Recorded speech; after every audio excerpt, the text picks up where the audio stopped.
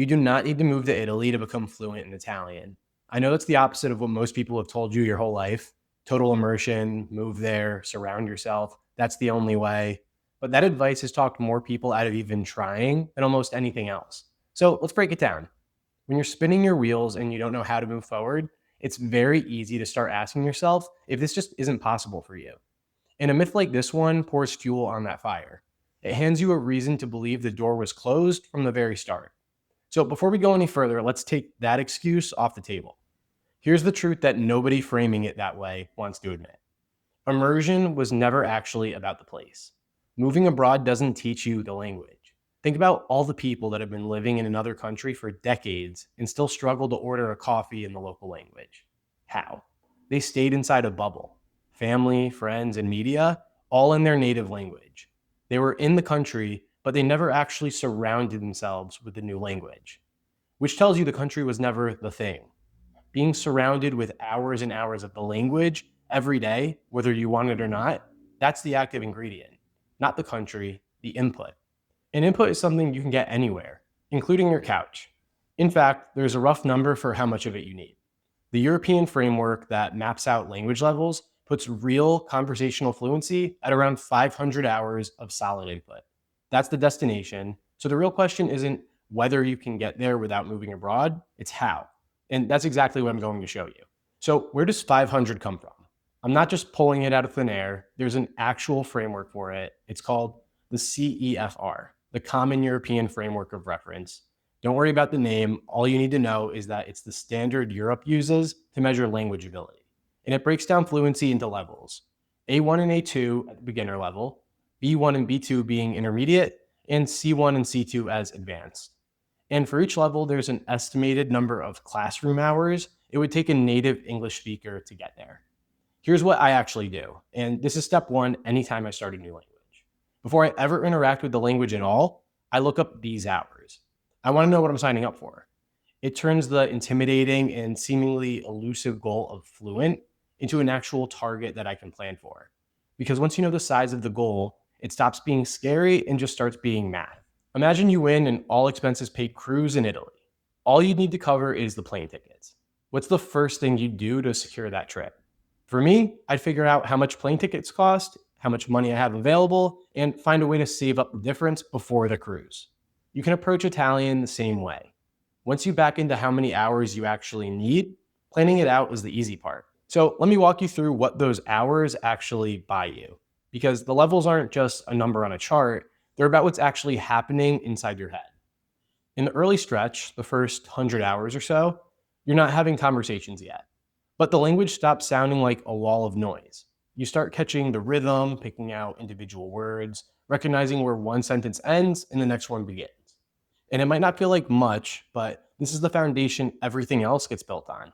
A few hundred hours later, and things get exciting. You can follow the general idea of what people are saying. You catch the gist of a YouTube video, a podcast, a conversation. Maybe not every word, but enough. This is right around that B1 level, and it's where a lot of people start really feeling their efforts pay off. And then around 500 hours, you hit B2. And B2 is the big one because it is, in the framework's own words, the level where you can hold your own with native speakers without straining. You can have a real conversation. You can watch a show and actually enjoy it. You're not fluent like a native yet, but you are, by any normal definition, able to use the language. And that's the destination that most people are actually picturing when they say they want to be fluent in Italian. And it sits right around 500 hours. Now, just a quick note, these hours come from traditional structured study. There's a real argument that good comprehensible input gets you there more efficiently. And I've got a whole other video on the ways to implement it into your life. But that's not today's point. Today's point is simpler. 500 hours is the target, and every single one of those hours is just input, time spent with the language. The framework never says a word about where you have to be to get them. If you're finding this useful and you want the practical, busy adult version of learning a language without the classroom, without flipping your life upside down and moving across the globe, that's what this whole channel is. Subscribe and stick around. Okay, back to it. So we've established the target, around 500 hours of input, and we've established that the framework doesn't really care where you are when you get them. But I want to really hammer this home because it's the thing that frees you. How many people do you know who studied abroad in college? Did they come back fluent? Most can still barely say please and thank you. And it's not because they're incapable, it's because while they were there, they largely stuck with other American students. They were in the country, surrounded by the language, with the single best opportunity to absorb it, and they still came home with almost nothing. Meanwhile, someone sitting on their couch back home, putting in real hours with Italian podcasts and shows every day, runs circles around them. The difference was never where they were, it's the input. This is the whole point. Being surrounded by a language was never about the country, it was about the exposure. And exposure is something you now have total control over, no matter where you live. You can build your own Italy right where you are. Because here's what's changed, and it's bigger than people realize. 20 years ago, this argument would have been a lot harder to make because if you wanted real native Italian content, you basically did have to go to Italy to find it. But now, the entire internet is your immersion. Native speakers are making endless hours of content podcasts, videos, shows, live streams, and it's all sitting right in your pocket for free. I mean, particularly after COVID, the quantity and the quality of this stuff just exploded. The access problem that used to make moving abroad necessary, it doesn't exist anymore. So when someone tells you you've got to move to become fluent, what they're really telling you is outdated advice. The input is everywhere now. The only question left is how you go get it. So let's lay out the actual map, measured in hours, because that's the currency that matters here. I'll put the rough numbers on stage as we go. It all starts at A1, and honestly, this is the most transformative stage of the entire journey. Here's why. You begin at absolute zero. The language is just a complete wall of noise. You understand nothing, and I'll be straight with you, the first stretch feels slow. You'll sit there lost, maybe a little discouraged, wondering if anything is going in at all. That feeling is not you failing. That feeling is the stage. Everyone goes through it. And then somewhere in those first 100 hours or so, something shifts. The wall of noise starts to crack. You catch a word you recognize, then a phrase. It's faint, just a vague familiarity, but it's real. And that first glimmer is the most important thing that will happen on your journey because it's proof that this works. It's the thing that carries you forward. At this stage, you're leaning on content made for learners. Slowed down, heavily supported, subtitles on. If you want the exact playbook for starting from zero, I've got a whole video on it. But that's the shape of A1. From there, you move into A2, around 200 hours in, where you can start handling simple everyday exchanges and the basics start feeling automatic. Then B1, somewhere around 300 to 400 hours.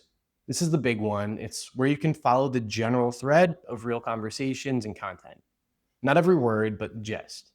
You graduate from learner content to slowed down native stuff. This is where it genuinely starts to feel fun because you start experiencing the language through the lens of a native speaker. And then you reach B2, right around that 500-hour mark. This is the destination we've been talking about the whole video. At B2, you can hold a real conversation with a native speaker without straining. You can watch a show made for natives and actually follow it. You're working with real, authentic content now. The same stuff Italians watch and listen to. You're not a beginner reaching for words anymore. You're actually using the language and refining as you go. That's the goal. And it's about 500 hours of input away from where you are right now. So that's the what. Let's talk about the how, because this is where most people get stuck. 500 hours sounds like a mountain. But here's the thing. You're not going to carve those hours out of your day. You're just reclaiming ones that you're not fully using right now. Think about how much of your day runs on autopilot. Getting ready in the morning, working in the yard, cooking dinner, working out, walking the dog. All that time where your hands are busy, but your brain is just drifting. That's your immersion hiding in plain sight.